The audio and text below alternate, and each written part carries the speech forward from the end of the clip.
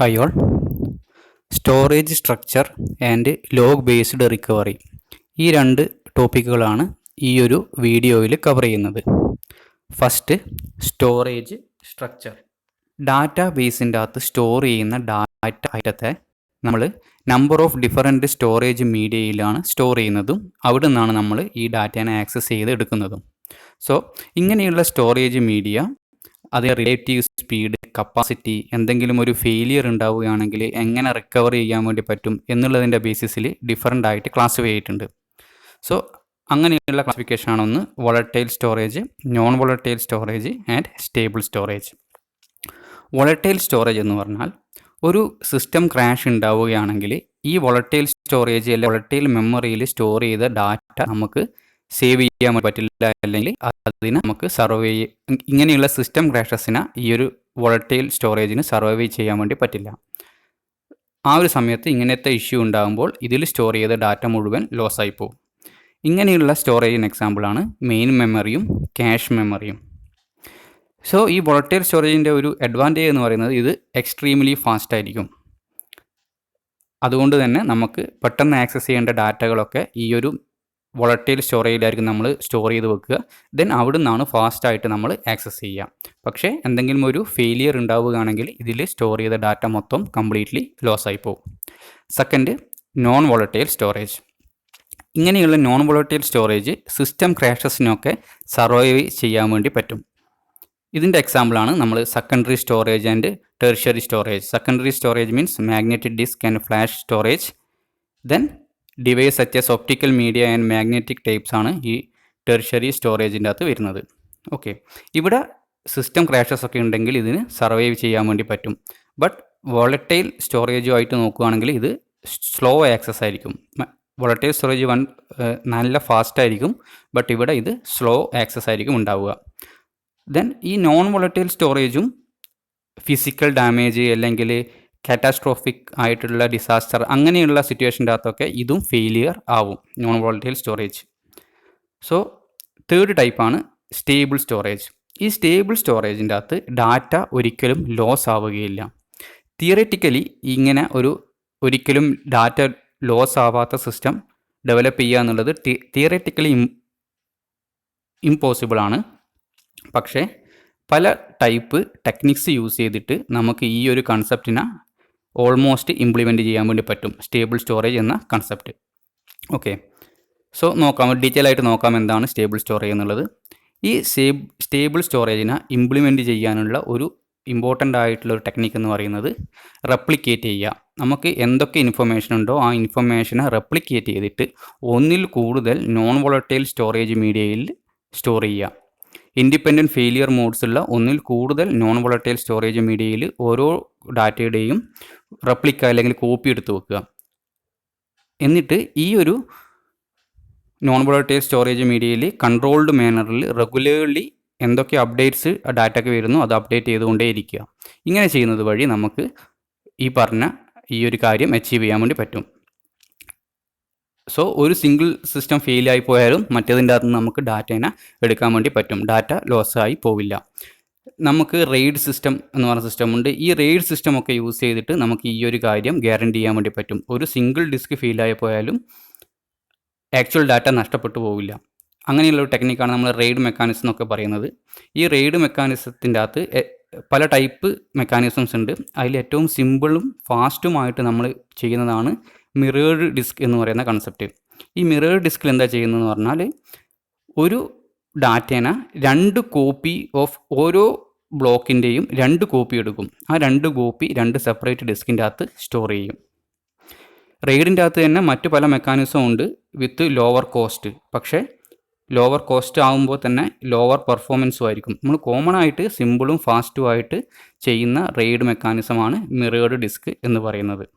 Okay, ഈ raid സിസ്റ്റത്തിൻ്റെ അകത്ത് പോലും കാറ്റാസ്ട്രോഫിക് ഡിസാസ്റ്റർ അങ്ങനെയുള്ള സംഭവങ്ങൾ ഉണ്ടാകുമ്പോൾ ആ ഡാറ്റ ഇവിടെയും ലോസായി പോകാൻ സാധ്യതയുണ്ട്. ഓക്കെ, സോ ഇതിൻ്റെ അകത്തുനിന്ന് സേവ് ചെയ്യാൻ വേണ്ടി നമ്മൾ ചെയ്യുന്നതാണ് ആർക്കൈവൽ ബാക്കപ്സ് ഓഫ് സൈറ്റ് ടാബ്സിൻ്റെ അകത്ത് സ്റ്റോർ ചെയ്യുക. അതായത് ഓരോ സമയത്ത് ഉണ്ടാകുന്ന ഡാറ്റേനെ ഓഫ് സൈറ്റ്, അതായത് നമുക്ക് ക്യാരി ചെയ്ത് കൊണ്ടുപോകാൻ പറ്റുന്ന ആക്ച്വൽ പ്രോസസ്സ് നടക്കുന്ന സൈറ്റിൽ നിന്നും സ്റ്റോർ ചെയ്ത് ക്യാരി ചെയ്ത് വേറെ സ്ഥലത്ത് കൊണ്ടുപോയി സ്റ്റോർ ചെയ്യുക എന്നുള്ളൊരു കൺസെപ്റ്റാണ്. സോ ഓഫ് സൈറ്റ് ആയിട്ടുള്ള ഡാറ്റ ആർക്കൈവലായിട്ട് ബാക്കപ്പ് എടുത്തിട്ട് ഓഫ് സൈറ്റിൽ നമുക്ക് ഈ ഡാറ്റേനെ സ്റ്റോർ ചെയ്യാൻ വേണ്ടി പറ്റും. ഫോർ എക്സാമ്പിൾ നമുക്ക് ക്യാരി ചെയ്ത് കൊണ്ടുപോകാൻ പറ്റുന്ന ഒപ്റ്റിക്കൽ ഡിസ്ക് പോലെയുള്ള ക്യാരി ചെയ്ത് കൊണ്ടുപോകാൻ വേണ്ടി പറ്റുന്ന സ്റ്റോറേജിൻ്റെ അകത്ത് റെഗുലർലി ഈ സൈറ്റിൻ്റെ അകത്ത് നിന്ന് ഒറിജിനൽ സൈറ്റിൽ നിന്നും ബാക്കപ്പ് എടുത്തുകൊണ്ടിരിക്കുക. പക്ഷേ ഇവിടെയുള്ള പ്രോബ്ലം എന്താണെന്ന് വെച്ചാൽ നമുക്ക് ഓരോ ടൈമിലും ഓരോ ചെറിയ അപ്ഡേറ്റ് വരുമ്പോഴും ഇങ്ങനെ ക്യാരി ചെയ്ത് കൊണ്ടുപോകുന്ന ഡാറ്റ സ്റ്റോറേജിൻ്റെ അകത്ത് റൈറ്റ് ചെയ്യാൻ വേണ്ടി പറ്റില്ല. ഒരു ഫിക്സഡ് ടൈം കഴിഞ്ഞിട്ടായിരിക്കും നമ്മൾ റൈറ്റ് ചെയ്യുന്നുണ്ടാവുക. സോ ആ ഒരു ഫിക്സഡ് ടൈമിൻ്റെ ഉള്ളിൽ എന്തൊക്കെ അപ്ഡേറ്റ് വന്നു ആ സമയത്താണ് ഒരു ക്രാഷ് ഉണ്ടായത്. സോ ആ ഒരു അപ്ഡേറ്റ് നമുക്ക് ഇതിൽ സ്റ്റോർ ചെയ്യാൻ വേണ്ടി പറ്റില്ല. അങ്ങനെ ഒരു പ്രോബ്ലം ഇവിടെയുണ്ട്. മറ്റൊരു മെക്കാനിസം എന്ന് പറയുന്നത് ഒരു റിമോട്ട് സൈറ്റിൽ ആക്ച്വൽ സൈറ്റിൽ നിന്നല്ലാതെ റിമോട്ട് സൈറ്റിൽ കണ്ടിന്യൂസ് ആയിട്ട് ബാക്കപ്പ് എടുത്തുകൊണ്ടേയിരിക്കുക. ഒരു കമ്പ്യൂട്ടർ നെറ്റ്വർക്ക് വഴി ആക്ച്വൽ സൈറ്റും ഒരു റിമോട്ട് സൈറ്റും ഉണ്ടാവും. ഈ ആക്ച്വൽ സൈറ്റിൽ എന്തൊക്കെ അപ്ഡേറ്റുകൾ ഡാറ്റയ്ക്ക് വന്നുകൊണ്ടേയിരിക്കുന്നുണ്ടോ അത് മൊത്തം ഒരു കമ്പ്യൂട്ടർ നെറ്റ്വർക്ക് വഴി ഒരു റിമോട്ട് സൈറ്റിലോട്ട് ട്രാൻസ്ഫർ ചെയ്ത് അവിടെ സ്റ്റോർ ചെയ്യാം. സോ എന്താ സംഭവിക്കുക, ഇവിടെ ഒരു ഒന്നാമത്തെ സൈറ്റിൽ എന്തെങ്കിലും ഒരു ഇഷ്യൂസ് ഉണ്ടായി അവിടെ ഒരു കാറ്റാസ്ട്രോഫിക് അല്ലെങ്കിൽ ഒരു ഫിസിക്കൽ ഡാമേജ് ഉണ്ടായാൽ പോലും ആ ഒരു ഡാറ്റേനെ നമുക്ക് റിമോട്ടിൽ ഓൾറെഡി നമ്മൾ സ്റ്റോർ ചെയ്യുന്നതുകൊണ്ട് അതിൻ്റെ ഒരു കോപ്പി ഇവിടെ ഉണ്ടാവും, ഡാറ്റ ഇവിടെ സേഫ് ആയിരിക്കും. ഇങ്ങനെ റിമോട്ടായിട്ട് സേവ് ചെയ്യുന്ന പ്രോസസ്സിനെയാണ് നമ്മൾ റിമോട്ട് ബാക്കപ്പ് സിസ്റ്റം എന്ന് പറയുക. അങ്ങനെ റിമോട്ടായിട്ട് സ്റ്റോർ ചെയ്യുന്ന സിസ്റ്റത്തിനെയാണ് റിമോട്ട് ബാക്കപ്പ് സിസ്റ്റം എന്ന് പറയുന്നത്. ഓക്കെ, ഇനി നമ്മൾ മെമ്മറി ബ്ലോക്കിൽ നിന്ന് ഒരു ബ്ലോക്കിൽ നിന്ന് മറ്റൊന്നിലേക്ക് ട്രാൻസ്ഫർ ചെയ്യുമ്പോൾ എന്തൊക്കെ ഓപ്പറേഷൻസാണ് ഉണ്ടാവുക? ഒന്നുകിൽ സക്സസ്ഫുൾ കംപ്ലീഷൻ ഉണ്ടാവാം, പാർഷ്യൽ ഫെയിലിയർ ഉണ്ടാവാം, ടോട്ടൽ ഫെയിലിയർ ഉണ്ടാവാം. സക്സസ്ഫുൾ കംപ്ലീഷൻ എന്ന് പറഞ്ഞാൽ സോഴ്സിൽ നിന്ന് അല്ലെങ്കിൽ ഒന്നാമത്തെ ഡിസ്കിൽ നിന്ന് കോപ്പി എടുക്കുന്ന ഡിസ്കിലോട്ട് കംപ്ലീറ്റ് ആയിട്ട് ഇൻഫർമേഷൻ സ്റ്റോർ ആയിട്ടുണ്ട്. പാർഷ്യൽ ഫെയിലിയർ കംപ്ലീറ്റ് ആയിട്ട് സ്റ്റോർ ആയിട്ടില്ല, എന്നാൽ ഒട്ടും സ്റ്റോർ ആവാത്ത അവസ്ഥയുമല്ല, കുറച്ച് ഡാറ്റ സ്റ്റോർ ആയിട്ടുണ്ട്, ബാക്കിയുള്ള ഡാറ്റ സ്റ്റോർ ആയിട്ടില്ല. ടോട്ടൽ ഫെയിലിയർ മീൻസ് സ്റ്റാർട്ടിങ്ങിലുള്ള ഡെസ്റ്റിനേഷൻ സോഴ്സിൽ നിന്ന് ഒരു ഡാറ്റയും ഡെസ്റ്റിനേഷനിൽ സ്റ്റോർ ചെയ്യാൻ വേണ്ടി പറ്റിയിട്ടില്ല. ഇതാണ് ടോട്ടൽ ഫെയിലിയർ എന്ന് പറയുന്നത്. ഇങ്ങനെ എന്തെങ്കിലും ഒരു എറർ ഉണ്ട് എന്ന് സിസ്റ്റം മനസ്സിലായി കഴിഞ്ഞാൽ റിക്കവറി പ്രൊസീജിയർ ഇൻവോക്ക് ചെയ്തിട്ട് ഈ ഡാറ്റേനെ വീണ്ടും ഈ ഒരു സെക്കൻഡറി ഡിവൈസിലോട്ട് സ്റ്റോർ ചെയ്യാനുള്ള മെക്കാനിസംസ് നടത്തും. ദെൻ ഇങ്ങനെ ചെയ്യാൻ വേണ്ടിയിട്ട് system must maintain 2 physical block for each logical database block. ഒരു ഡാറ്റാബേസിൻ്റെ ഓരോ ലോജിക്കൽ ബ്ലോക്കിനും 2 ഫിസിക്കൽ ബ്ലോക്ക് സിസ്റ്റം മെയിൻറ്റെയിൻ ചെയ്യും. അതിൽ ഇപ്പം നമ്മൾ നേരത്തെ പറഞ്ഞ മിറേഡ് കൺസെപ്റ്റാണ് യൂസ് ചെയ്യുന്നതെങ്കിൽ ഈ 2 ഫിസിക്കൽ ബ്ലോക്കും സെയിം ലൊക്കേഷൻ തന്നെയാണ് ഉണ്ടാവുക. മീൻസ് ആക്ച്വൽ പ്രോസസ്സ് നടക്കുന്ന സൈറ്റ് തന്നെയായിരിക്കും ഉണ്ടായിരിക്കുക. ഇനി നമ്മൾ റിമോട്ട് ബാക്കപ്പ് മെക്കാനിസമാണ് യൂസ് ചെയ്യുന്നതെങ്കിൽ ഇതിലുള്ള ഒരു ബ്ലോക്ക് ഈ ഒരു ആക്ച്വൽ സൈറ്റിലും രണ്ടാമത്തെ മെമ്മറി ബ്ലോക്ക് അല്ലെങ്കിൽ സ്റ്റോറേജ് ബ്ലോക്ക് റിമോട്ട് സൈറ്റിലുമായിരിക്കും ഉണ്ടായിരിക്കുക. ദെൻ ഈ ഒരു ഔട്ട്പുട്ട് ഓപ്പറേഷൻ പെർഫോം ചെയ്യുന്ന സമയത്ത് എങ്ങനെയാണ് ഓപ്പറേഷൻ പെർഫോം ആവുന്നത്? ഒന്ന്, ആദ്യം തന്നെ ഈ ഒരു ആക്ച്വൽ ഡാറ്റേനെ നമ്മൾ ഫസ്റ്റ് ഫിസിക്കൽ ബ്ലോക്കിലേക്ക് സ്റ്റോർ ചെയ്യും. അങ്ങനെ ഫസ്റ്റ് ഫിസിക്കൽ ബ്ലോക്കിൽ കംപ്ലീറ്റ് ആയിട്ടും സ്റ്റോർ ചെയ്തതിന് ശേഷം ആണ് നമ്മൾ രണ്ടാമത്തെ ഫിസിക്കൽ ബ്ലോക്കിലോട്ട് സ്റ്റോർ ചെയ്യുക. ഓൾറെഡി പറഞ്ഞു 2 ലൊക്കേഷനിലാണ് ഈ ലോജിക്കൽ ഡാറ്റാബേസിന് 2 ഫിസിക്കൽ ബ്ലോക്കിൽ സ്റ്റോർ ചെയ്യും. മിറേർഡ് ഡിസ്ക് ആണെങ്കിൽ രണ്ടും സെയിം ലൊക്കേഷൻ തന്നെ ഉണ്ടാവുക. റിമോട്ട് ബാക്കപ്പ് ആണെങ്കിൽ ഒന്ന് ആക്ച്വൽ സൈറ്റ് ലൊക്കേഷൻ്റെ അകത്തും ഒന്ന് റിമോട്ട് ലൊക്കേഷൻ്റെ അകത്തും ഉണ്ടാവുക. അപ്പം ഇതിൽ സ്റ്റോർ ചെയ്യുന്നത് ഇങ്ങനെയാണ്. ആദ്യം തന്നെ ഫസ്റ്റ് ഫിസിക്കൽ ബ്ലോക്കിൽ സ്റ്റോർ ചെയ്യും, സക്സസ്ഫുള്ളി കംപ്ലീറ്റ് ചെയ്തതിന് ശേഷം രണ്ടാമത്തെ ഫിസിക്കൽ ബ്ലോക്കിൽ സ്റ്റോർ ചെയ്യും. ഇതിൻ്റെ ഔട്ട്പുട്ട് എപ്പോഴാണ് കംപ്ലീറ്റ് ചെയ്യുന്നതെന്ന് പറഞ്ഞാൽ ഈ 2 ഫിസിക്കൽ ബ്ലോക്കിലും സക്സസ്ഫുള്ളി സ്റ്റോർ ചെയ്തതിന് ശേഷമാണ് ഈ ഒരു ഔട്ട്പുട്ട് കംപ്ലീറ്റ് ആവുന്നത്. ഇനി ഉണ്ടാവുന്ന ഒരു കേസ് എന്ന് പറയുന്നത് ഈ ഡാറ്റ ഈ 2 എണ്ണത്തിൻ്റെ അകത്തും സ്റ്റോർ ചെയ്യുന്ന സമയത്ത് ഇടയിൽ ഒരു സിസ്റ്റം ഇഷ്യൂ ഉണ്ടായിട്ടുണ്ടെങ്കിൽ എങ്ങനെയാണ് നമ്മൾ സോൾവ് ചെയ്യുക? അതായത് ഈ ബ്ലോക്കിൻ്റെ അകത്ത് ഡാറ്റ റൈറ്റ് ചെയ്യുന്ന സമയത്ത് വേണമെങ്കിൽ സിസ്റ്റം ഫെയിൽ ആവാം. അങ്ങനെ ആകുമ്പോൾ ഒന്നാമത്തെ ബ്ലോക്കിലുള്ള ഡാറ്റ ആയിരിക്കില്ല രണ്ടാമത്തേൽ ഉണ്ടാവുക. ഈ 2 ഡാറ്റയും തമ്മിലൊരു ഇൻകൺസിസ്റ്റൻസി അവിടെ ഉണ്ടായിരിക്കും. ഇതിനെ നമ്മളെങ്ങനെ ചെയ്യുന്നതെന്ന് പറഞ്ഞാൽ ഒരു പ്രോബ്ലം ഉണ്ടായി നമ്മൾ റിക്കവർ ചെയ്യുന്ന സമയത്ത് 2 കോപ്പീനെയും എക്സാമിൻ ചെയ്യും. ആ 2 കോപ്പിയിലെ ഡാറ്റേനെയും ബേസ് ചെയ്തിട്ടാണ് നമ്മൾ റിക്കവർ ചെയ്യുക. അതെങ്ങനെയാണെന്ന് പറയാം. ഈ 2 കോപ്പി ആദ്യം തന്നെ നമ്മൾ ചെക്ക് ചെയ്യും. ഈ 2 കോപ്പിയിലും സെയിം ഡാറ്റയാണ് അല്ലെങ്കിൽ ട്രാൻസ്ഫർ ചെയ്യുന്ന സമയത്ത് എററൊന്നും സംഭവിച്ചിട്ടില്ല എങ്കിൽ നമുക്ക് ഉറപ്പിക്കാം രണ്ടിലും ഡാറ്റ പ്രോപ്പറായിട്ട് കോപ്പി ആയിട്ടുണ്ട്, നമുക്ക് വേറൊരു മെക്കാനിസം ഒന്നും ഇനി ചെയ്യേണ്ട ആവശ്യമില്ല. ഇനി എന്തെങ്കിലും ഒരു എറർ ഉണ്ടായിരുന്നുവെങ്കിൽ, ഒരു ബ്ലോക്കിൽ നിന്ന് മറ്റൊരു ബ്ലോക്കിലേക്ക് കോപ്പി ചെയ്യുന്ന സമയത്ത് എന്തെങ്കിലും ഒരു എറർ ഉണ്ടായിട്ടുണ്ടെങ്കിൽ ആ ഒന്നാമത്തെ കണ്ടൻറ്റിൻ്റെ അകത്തുള്ള ഒന്നാമത്തെ ബ്ലോക്കിലുള്ള ഡാറ്റ വീണ്ടും ഇതിൽ റീറൈറ്റ് ചെയ്യണം. കാരണം എന്തോ ഒരു എറർ ഉണ്ടായിട്ടുണ്ട്, ഇതിലുള്ള ഡാറ്റ കംപ്ലീറ്റ് ആയിട്ട് രണ്ടാമത്തേൽ വന്നിട്ടില്ല എന്ന് മനസ്സിലാക്കുന്നു. ഒന്നാമത്തെ ബ്ലോക്കിനെ വീണ്ടും ഇതിലേക്ക് റീറൈറ്റ് ചെയ്യുന്നു. അത് എറർ ഉണ്ടാകുന്ന കേസ്. ഇനി രണ്ട് ബ്ലോക്കിലുള്ള ഡാറ്റയും തമ്മിൽ കമ്പയർ ചെയ്യുന്ന സമയത്ത് ഒരു ഇൻകൺസിസ്റ്റൻസി ഉണ്ടായി, വിച്ച് മീൻസ് ഇതിലുള്ള കംപ്ലീറ്റ് ഡാറ്റയും ഇതിൽ വന്നിട്ടില്ല എന്ന് മനസ്സിലായി. ആ കേസിലും നമ്മൾ എന്ത് ചെയ്യും, ഈ ബ്ലോക്കിലുള്ള ഡാറ്റ വീണ്ടും ഒന്നുകൂടി ഇതിലോട്ട് സ്റ്റോർ ചെയ്യും. എന്നിട്ട് രണ്ടും ഒരേപോലെയാക്കി മാറ്റും. ഓക്കെ, സോ ഇത്രയുമാണ് ഈ ഒരു സ്റ്റോറേജ് സ്ട്രക്ചർ കൊണ്ട് ഉദ്ദേശിക്കുന്നത്. ഡാറ്റാബേസിൻ്റെ അകത്തുള്ള കണ്ടൻറ്റ് അത് ഡിഫറൻറ്റ് സ്റ്റോറേജ് മീഡിയയിൽ സ്റ്റോർ ചെയ്യും. അതിൻ്റെ അകത്തു നിന്നാണ് നമ്മൾ ആക്സസ് ചെയ്യുന്നത്. ഇതിനെ മൂന്നായിട്ട് ക്ലാസിഫൈ ചെയ്തിട്ടുണ്ട്: volatile, non volatile, stable. Volatile എന്ന് പറയുന്നത് ക്രാഷസ് ഉണ്ടാകുമ്പോൾ അപ്പോൾ തന്നെ അതിലെ ഡാറ്റ വാല്യൂസ് നഷ്ടമായി പോകും. എക്സാമ്പിൾ മെയിൻ മെമ്മറിയും ക്യാഷ് മെമ്മറിയും. ബട്ട് ഇത് വളരെ ഫാസ്റ്റ് ആയിരിക്കും. ഇങ്ങനെ ക്രാഷ് ഉണ്ടാകുമ്പോൾ സർവൈവ് ചെയ്യാൻ വേണ്ടി പറ്റുന്നതാണ് നോൺ വോളറ്റൈൽ. അതിന് സെക്കൻഡറി ആൻഡ് ടെർഷ്യറി സ്റ്റോറേജസ് ഉണ്ട്. ബട്ട് ഇത് കമ്പാരിറ്റീവ്ലി സ്ലോ ആയിരിക്കും വോളറ്റൈലുമായിട്ട് നോക്കുമ്പോൾ. ബട്ട് ഇവിടെയും ഫിസിക്കൽ ആൻഡ് കറ്റാസ്ട്രോഫിക് ഫെയിലിയേഴ്സ് ഉണ്ടാവാൻ സാധ്യതയുണ്ട്. ആ ഫെയിലിയർ പോലും ഇല്ലാത്ത സിസ്റ്റമാണ് സ്റ്റേബിൾ സ്റ്റോറേജ് എന്ന് പറയുന്നത്. തിയറിറ്റിക്കലി ഇമ്പോസിബിൾ ആണ്, ബട്ട് പല മെക്കാനിസംസ് യൂസ് ചെയ്ത് നമുക്കിതിനെ ഇംപ്ലിമെൻറ്റ് ചെയ്യാൻ വേണ്ടി പറ്റും. അത് ചെയ്യുന്നത് എങ്ങനെയാണെന്ന് പറഞ്ഞാൽ, നമ്മൾ ഒരു റെപ്ലിക്കേറ്റ് കോപ്പീസ് ഉണ്ടാക്കും ഒന്നിൽ കൂടുതൽ ഡിവൈസിൻ്റെ അകത്ത് with different or independent failure modes ഉള്ള നോൺ വോളറ്റൈൽ സ്റ്റോറേജിൻ്റെ അകത്ത് നമ്മൾ ഒന്നിൽ കൂടുതൽ റെപ്ലിക്കാസ് ഉണ്ടാക്കും. എന്നിട്ട് കൺട്രോൾഡ് മാനറിൽ അപ്ഡേറ്റ് ചെയ്തുകൊണ്ടേയിരിക്കും. നമ്മൾ കോമൺ ആയിട്ട് യൂസ് ചെയ്യുന്ന ഒന്നാണ് റെയ്ഡ്. ആ റെയ്ഡിൻ്റെ അകത്ത് തന്നെ മിറേർഡ് ഡിസ്ക് ആണ് നമ്മൾ കോമൺ ആയിട്ട് യൂസ് ചെയ്യുന്നത്. ബട്ട് ഇതിലും ഡിസാസ്റ്റേഴ്സ് പോലെയുള്ള ഫെയിലിയർ ഉണ്ടാവാൻ സാധ്യതയുണ്ട്. അതിനെയും സോൾവ് ചെയ്യാൻ വേണ്ടിയിട്ടാണ് നമ്മൾ ആർക്കൈവൽ ബാക്കപ്സ് എടുക്കുന്നത്. ആ സൈറ്റിലല്ലാതെ ഓഫ് സൈറ്റിലോട്ട് എടുക്കും. ആ ഓഫ് സൈറ്റിൽ എടുക്കാൻ വേണ്ടി രണ്ട് ടെക്നിക്സ് ഉണ്ട്. ഒന്ന്, നമുക്ക് ക്യാരി ചെയ്ത് കൊണ്ടുപോകാൻ വേണ്ടി പറ്റുന്ന ഡിസ്ക് അല്ലെങ്കിൽ മാഗ്നറ്റിക് ടേപ്പ് പോലെയൊക്കെ ആയിട്ട് റെഗുലർലി നമുക്ക് ബാക്കപ്പ് എടുത്ത് വെക്കാം. ബട്ട് ഇവിടുത്തെ ആ ഒരു കേസ് എന്ന് പറയുന്നത് നമുക്ക് എപ്പോഴും കണ്ടിന്യൂസ് ആയിട്ട് ചെറിയൊരു അപ്ഡേറ്റ് വന്നാൽ പോലും അതിൽ ഡിസ്കിലോട്ട് റൈറ്റ് ചെയ്യാൻ വേണ്ടി പറ്റണമെന്നില്ല. ആ ഒരു സമയത്താണ് ക്രാഷ് ഉണ്ടാകുന്നതെങ്കിൽ ആ ഡാറ്റ നഷ്ടമായി പോകും. രണ്ടാമത്തത് എന്ന് പറയുന്നത് റിമോട്ട് സൈറ്റിൽ ഒരു കമ്പ്യൂട്ടർ നെറ്റ്വർക്ക് വഴി കണ്ടിന്യൂസ് ആയിട്ട് കോപ്പി ചെയ്തുകൊണ്ടിരിക്കുക. സോ ഈ ഒരു കേസിൽ ഈ ആക്ച്വൽ സൈറ്റിൽ ഒരു പ്രോബ്ലം ഉണ്ടായാലും ആ ഡാറ്റ മൊത്തം റിമോട്ട് സൈറ്റിൽ നമ്മൾ കോപ്പി ചെയ്യുന്നുണ്ട് കമ്പ്യൂട്ടർ നെറ്റ്വർക്കിൽ. അതുകൊണ്ട് ഇവിടെ ഒരു ഇഷ്യൂ ഉണ്ടായാലും ആ ഡാറ്റ ഇവിടെ സേഫ് ആയിരിക്കും. ദെൻ സക്സസ്ഫുൾ കംപ്ലീഷൻ ഉണ്ടാവാം, പാർഷ്യൽ ഫെയിലിയർ ഉണ്ടാവാം, ടോട്ടൽ ഫെയിലിയർ ഉണ്ടാവാം. ഇനി ഒരു ഡാറ്റ നമ്മൾ കോപ്പി ചെയ്യുന്നത് ഓരോ ലോജിക്കൽ ഡാറ്റ ബ്ലോക്കിനും രണ്ട് ഫിസിക്കൽ ബ്ലോക്കിലോട്ടാണ് നമ്മൾ കോമൺ ആയിട്ട് സ്റ്റോർ ചെയ്യുക.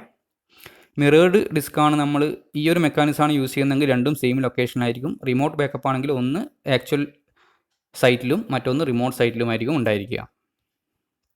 ദെൻ ഇത് റൈറ്റ് ചെയ്യുന്നത് ആദ്യം ഫസ്റ്റ് ഫിസിക്കൽ ബ്ലോക്കിൽ റൈറ്റ് ചെയ്യും. സക്സസ്ഫുള്ളി കംപ്ലീറ്റ് ചെയ്തതിന് ശേഷമാണ് രണ്ടാമത്തിൽ റൈറ്റ് ചെയ്യുക. ഈ രണ്ടെണ്ണത്തിൻ്റെ അകത്തും എന്തെങ്കിലും ഒരു കണ്ടൻറ്റിൻ്റെ അകത്ത് വ്യത്യാസമുണ്ടോ എന്നുള്ളതാണ് അടുത്ത നോക്കുന്നത്.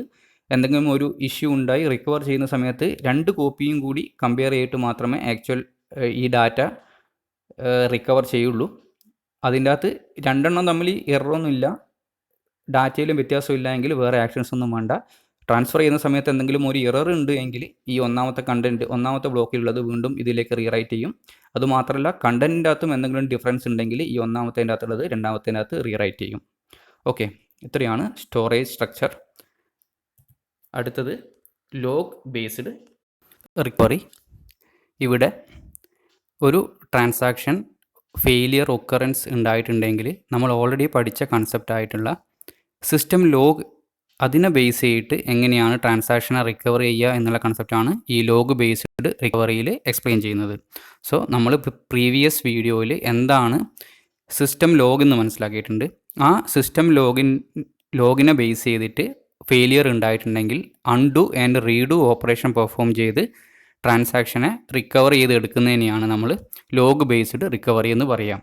ഇവിടെ രണ്ട് വിധത്തിലുള്ള ഓപ്പറേഷൻസാണ് യൂസ് ചെയ്യുന്നത്, അൺഡുവും റീഡുവും. TI എന്ന് പറയുന്ന ഒരു ട്രാൻസാക്ഷനാണ്. നമുക്കറിയാം എന്താണ് അൺഡു, എന്താണ് റീഡു എന്നുള്ളത്. സെയിം കൺസെപ്റ്റാണ് ഇവിടെയും യൂസ് ചെയ്യുന്നത്.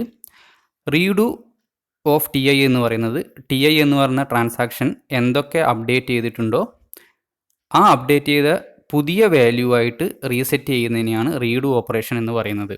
ഒരു ട്രാൻസാക്ഷൻ നടന്നുകൊണ്ടിരിക്കുന്ന സമയത്താണ് ഫെയിൽ ആയിട്ടുണ്ടാവുക. സോ ആ സമയത്ത് എന്തൊക്കെ വാല്യൂസ് ഇത് സെറ്റ് ചെയ്തിട്ടുണ്ടോ ആ പുതിയ വാല്യൂസിനെ മൊത്തം റീസെറ്റ് ചെയ്യുന്നതാണ് റീഡു എന്ന് പറയുന്ന ഓപ്പറേഷൻ. ഈ റീഡു ഓപ്പറേഷൻ പെർഫോം ചെയ്യുന്ന ഓർഡർ വളരെ ഇമ്പോർട്ടൻ്റ് ആണ്. കാരണം ആക്ച്വലി ഏത് ഓർഡറിലാണ് ഈ ഒരു ഓപ്പറേഷൻ പെർഫോം ചെയ്തത് അതേ ഓർഡറിൽ തന്നെ നമുക്ക് ഇതിനെ റീഡു ചെയ്തെടുക്കണം. അല്ല എങ്കിൽ നമുക്ക് ഫൈനലി കിട്ടുന്നത് റോങ് വാല്യൂ ആയിരിക്കും. ഈ ഒരു കാര്യം എൻഷുർ ചെയ്യാൻ വേണ്ടിയിട്ട് നമ്മൾ ഓരോ ട്രാൻസാക്ഷൻ സെപ്പറേറ്റ് റീഡു ചെയ്യില്ല. പകരം ഒരു ലോഗ് റെക്കോർഡ് കംപ്ലീറ്റ് ആയിട്ട് ഒന്നിച്ചാണ് നമ്മൾ റീഡു ഓപ്പറേഷൻ പെർഫോം ചെയ്യുക. അങ്ങനെ ചെയ്യുമ്പോൾ നമുക്ക് എൻഷുർ ചെയ്യാൻ പറ്റും ഏത് ഓർഡറിലാണോ അപ്ഡേറ്റ് നടന്നത് അതേ ഓർഡർ തന്നെ നമുക്ക് റീഡു ചെയ്തെടുക്കാം എന്ന് എൻഷുർ ചെയ്യാൻ വേണ്ടിയിട്ട് പറ്റും. Next ഓപ്പറേഷനാണ് undo. അൺഡുവും എന്താണെന്ന് നമുക്കറിയാം. അൺഡു എന്ന് പറയുന്നത് ഒരു ഓപ്പറേഷൻ പെർഫോം ചെയ്ത ആ ഓപ്പറേഷൻസിൻ്റെ ഓൾഡ് വാല്യൂവിനെ റീസ്റ്റോർ ചെയ്യുന്നതാണ് അൺഡു എന്ന് പറയുന്നത്. ഓക്കെ, സോ ഈ ഒരു അൺഡു ഓപ്പറേഷൻ പെർഫോം ചെയ്യുമ്പം പഴയ വാല്യൂവിനെ എടുക്കുന്നു എന്ന് മാത്രമല്ല ആ പഴയ വാല്യൂവിനെ നമ്മൾ ലോഗ് റെക്കോർഡിൽ റൈറ്റ് ചെയ്യുക കൂടി ചെയ്യും. കാരണം ഇവിടെ പുതിയ വാല്യൂവിന് യാതൊരു പ്രസക്തിയുമില്ല. കാരണം ഓൾഡ് വാല്യൂസ് ആണ് നമുക്ക് വേണ്ടത്. അപ്പം ലോഗ് റെക്കോർഡ് ആ ഒരു വാല്യൂവിനെ ഓൾഡ് വാല്യൂവിലേക്ക് മാറ്റുന്നു എന്ന് മാത്രമല്ല ആ വാല്യൂവിനെ നമ്മൾ ലോഗ് റെക്കോർഡിൽ റൈറ്റ് ചെയ്യുകയും കൂടി ചെയ്യും. ഇവിടെയും നമ്മൾ റീഡു പറഞ്ഞതുപോലെ ഏത് ഓർഡറിലാണോ നമ്മൾ അൺഡു ചെയ്തത് അതും വളരെ ഇമ്പോർട്ടൻ്റ് ആണ്. സോ ഇവിടെ ഒരു ലോഗ് റെക്കോർഡിൽ അൺഡു ഓപ്പറേഷൻ പെർഫോം ചെയ്ത് കഴിഞ്ഞാൽ അതിൻ്റെ പഴയ വാല്യൂവിനെ എടുത്ത് സെറ്റ് ചെയ്യുന്നു. അതുമാത്രമല്ല ലോഗ് റെക്കോർഡും കൂടി റൈറ്റ് ചെയ്യുന്നു. ഒരു ട്രാൻസാക്ഷൻ്റെ അകത്ത് അൺഡു ഓപ്പറേഷൻ ഒരിക്കൽ മാത്രമേ പെർഫോം ചെയ്യുള്ളൂ. കാരണം ഒരു ട്രാൻസാക്ഷൻ ഫെയിലായി കഴിഞ്ഞാൽ അത് അൺഡു ചെയ്ത് കഴിഞ്ഞാൽ ആ ട്രാൻസാക്ഷൻ്റെ ഇനീഷ്യൽ സ്റ്റേറ്റിലോട്ട് തന്നെ എത്തും. സോ ഒറ്റൊരു പ്രാവശ്യമേ ഈ ഒരു അൺഡു ഓപ്പറേഷൻ പെർഫോം ചെയ്യേണ്ട ആവശ്യമുള്ളൂ. ഈ അൺഡു ഓപ്പറേഷൻ പെർഫോം ചെയ്യുമ്പോൾ അത് റോൾ ബാക്ക് ചെയ്തിട്ട് പഴയ സ്റ്റേറ്റിൽ തന്നെ ട്രാൻസാക്ഷൻ എത്തും.